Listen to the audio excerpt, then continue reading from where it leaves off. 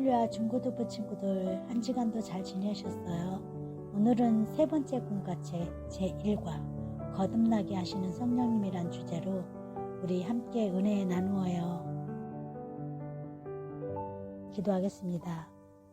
할렐루야 사랑의 하나님 고맙고 감사합니다. 예수님께서 십자가에서 죽으시고 3일 만에 부활하시고 하늘로 올라가시면서 보혜사 성령님을 우리에게 보내셨습니다. 성령님은 우리에게 오셔서 우리들을 교회로 불러주시고 예수님을 영접하고 거듭나게 하십니다. 이번 공과를 통해 성령님이 어떤 분이신지, 거듭난다는 것은 무슨 뜻인지 확실하게 알고 깨닫는 귀한 시간 되게 하옵소서. 예수님의 이름으로 기도드렸습니다. 아멘. 성령은 하나님의 거룩한 영으로 성부, 성자와 동등한 신성을 가진 하나님이십니다. 하나님의 존재와 관련하여 삼위일체라는 말을 쓰는데 이는 각자가 온전한 하나님이신 구별된 세 인격으로 존재하시는 한 하나님이라는 뜻입니다.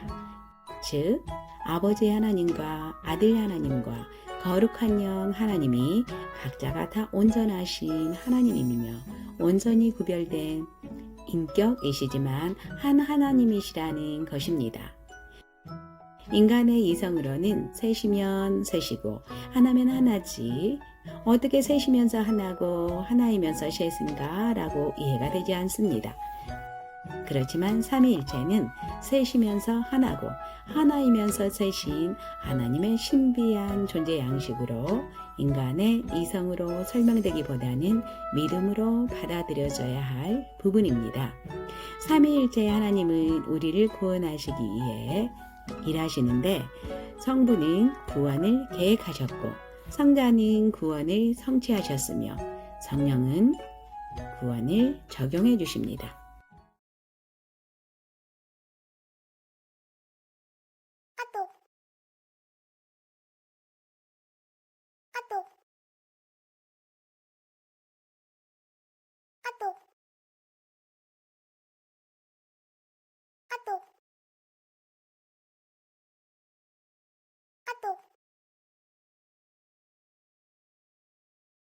요한복음 3장 1절에서 8절 말씀.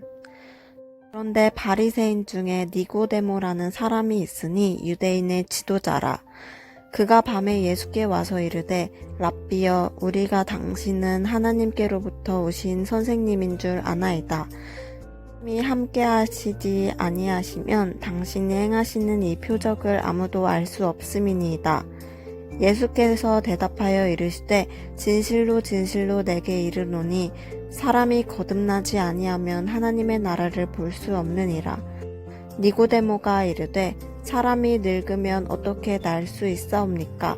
두 번째 모태에 들어갔다가 날 수 있사옵나이까?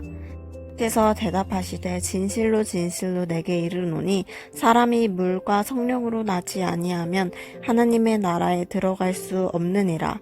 육으로 난 것은 육이요 영으로 난 것은 영이니 내가 내게 거듭나야 하겠다 하는 말을 놀랍게 여기지 말라.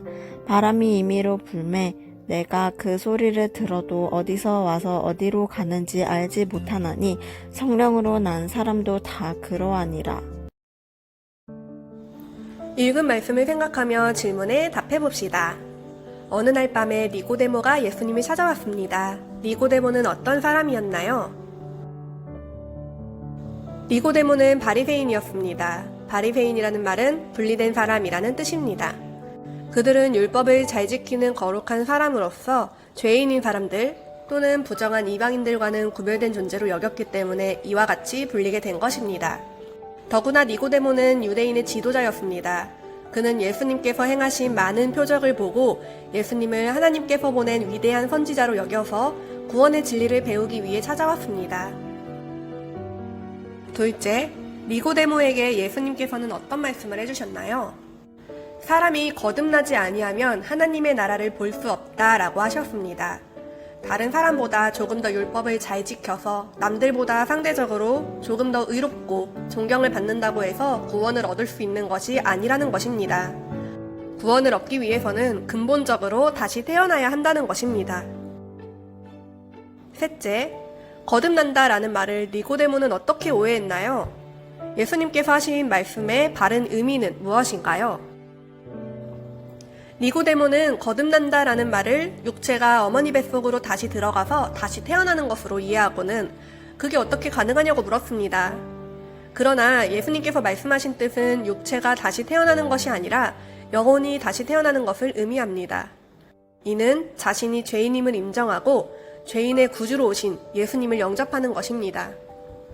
내 모든 죄를 예수님이 십자가에서 대신 담당하셨고 나는 예수님의 완전한 의를 덧입어 하나님께로부터 이롭다 인정을 받게 된다 라는 복음을 받아들일 때 성령께서는 그 영혼을 거듭나게 하셔서 예수님을 영접하고 복음을 받아들일 수 있게 하십니다. 넷째, 거듭남의 특징은 무엇인가요? 마치 바람이 어디에서 불어와서 어디로 가는지 알 수 없는 것처럼 우리가 미처 깨닫지도 못하는 사이에 성령님께서 우리 영혼에 역사하셔서 우리 영혼을 살려내십니다.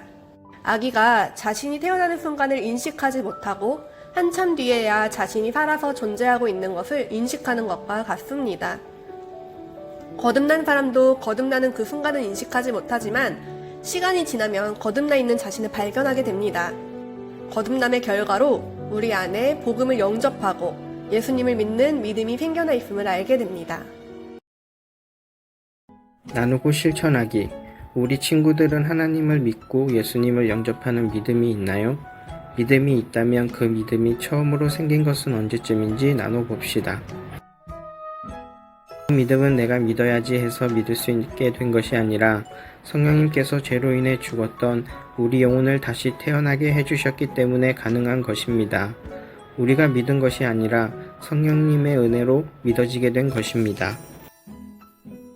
2. 자신의 믿음은 100점 만점으로 볼 때 몇 점이라고 할 수 있을지 나눠봅시다. 믿음이 약해졌거나 강해졌던 경험이 있었다면 언제인지 나눠봅시다.